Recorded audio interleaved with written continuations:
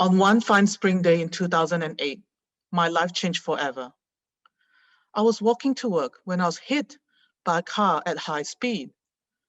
My body was flung into the sky, and I landed on the ground with an earth-shattering thud. I immediately went into doctor mode and started assessing myself. Okay, I didn't hit my head, which meant that I didn't have a head injury. Okay, I can move my arms, that's good. Then I realized I can't move my legs. I can't even feel my legs. It felt like I was chopped in half, and it was the worst feeling. My colleagues transported me to another hospital, and after the surgery, I learned that I had sustained a life-changing spinal cord injury. At the time, I was in my early 30s, and I had ticked all the success boxes. I was working as a doctor in a reputable hospital. I was happily married. I had my own house and car, and I had a great network of friends. But in reality, I felt unfulfilled.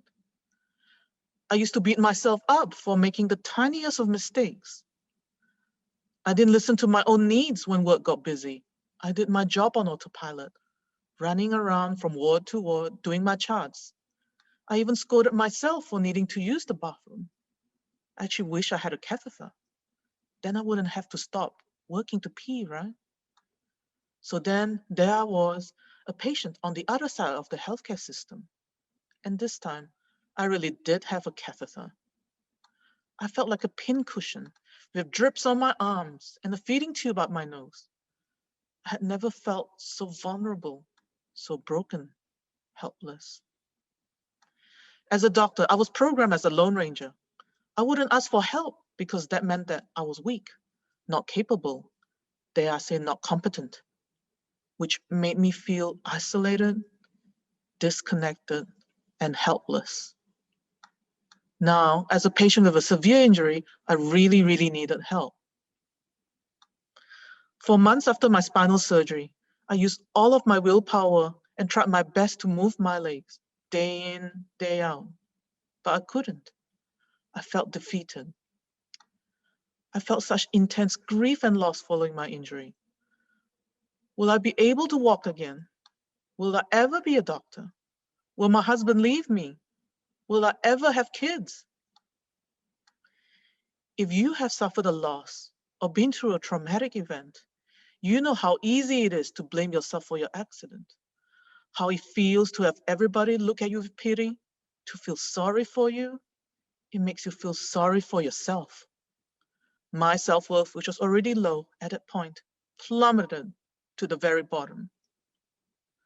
I so badly needed to walk again, not only because I wanted to be mobile, but mainly because I wanted to have my identity back, even an identity that lacked self-worth.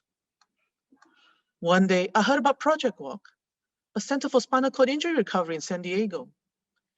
At first, I thought that the state-of-the-art technology was what was going to help me, but after spending 2 years there, I learned a far more powerful life lesson: self-compassion.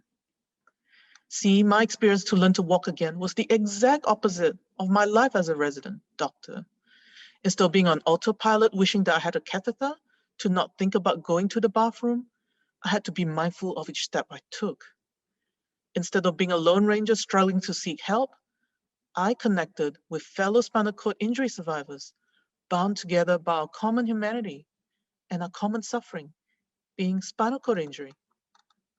Most important of all, instead of being perfectionist, beating myself up for every mistake I made, I learned to accept myself for who I was.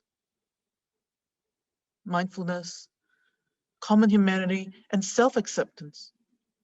These are the 3 pillars of self-compassion. And these were the things that gave me self-worth.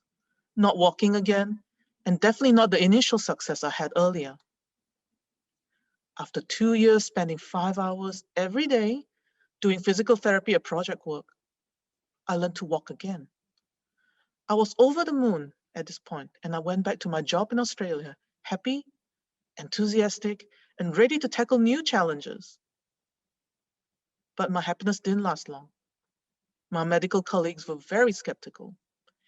They judged my ability to be a doctor, Due to my injury, I had to deal with criticism and discrimination from other medical professionals.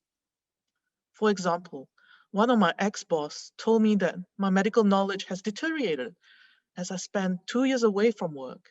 At that time, I was doing physical therapy in San Diego, project work. As a result of that, he gave me a poor performance review, whereas the other supervisors didn't. Another ex-boss made a big deal with me using my wheelchair at work when I broke my leg for 6 months in 2016. And she made sure that I had to speak to various outlets, the infectious disease team, the human resources team, you get the drift, about using my wheelchair and that my wheelchair could spread bugs from one room to another. How ridiculous is that? All these various incidents, which were many more, impacted on my self-worth, and I started feeling a lot of shame. I went back to square one, low, down, and vulnerable. The painful memories of the accident flooded back, and the happiness I built in my time in project work was wiped out. I blamed myself once again for being hit by the car. I felt like a burden on my husband. I was facing the lowest of lows. I lost self-worth again. But then I thought to myself, what helped me with my physical injury was not only the robotics, exoskeletons, and so on. It was self-compassion. Self-compassion helped me deal with my injury. Surely it can help me with my professional life. I started implementing self-compassion in my professional life. So when my boss told me I wasn't up to date with my knowledge, I studied 10 times harder than my peers. I reached out to my family and close friends for help. I accepted my injury for what it was and accepted me for me. I didn't allow falling behind to hold me back. Slowly but surely, my self-worth started coming back. And with that, I felt more motivated and determined than ever before. I passed my board exams, eventually, in rehabilitation medicine and pain medicine. I went on to have 2 beautiful children whom I adore.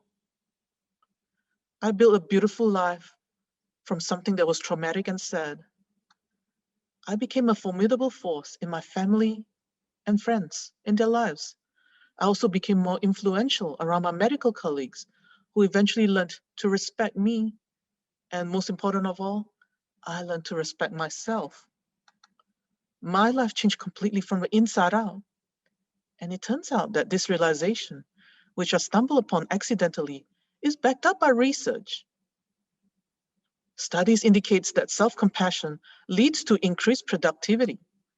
It helps you remain calm in the face of failure, rejection, and criticism. Self-compassion reduces our stress as it activates our soothing system, which leads to greater feelings of well-being. I rebuilt my identity that has self-worth through self-compassion, and so can you. If you are a corporate person stuck in a 9-to-5 job, feeling trapped and overwhelmed, if you're a stay-at-home mom juggling homeschooling 3 kids in the pandemic and feeling unsupported, isolated, and frustrated, if you're a carer looking after your disabled loved ones and feeling burnt out, if you are a human being who feels completely overwhelmed, self-compassion can help you feel more balanced and fulfilled. The next time you're being unkind to yourself, put your hand on your heart and take 3 deep breaths.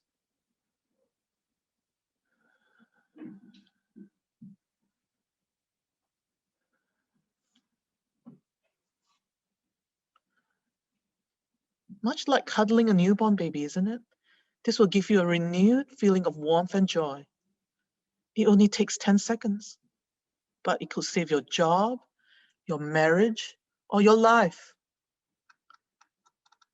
We are all suffering, but we are suffering together as a human race. It's only when we accept our suffering and give ourselves the grace to be imperfect that we'll move forward together collectively as a human race.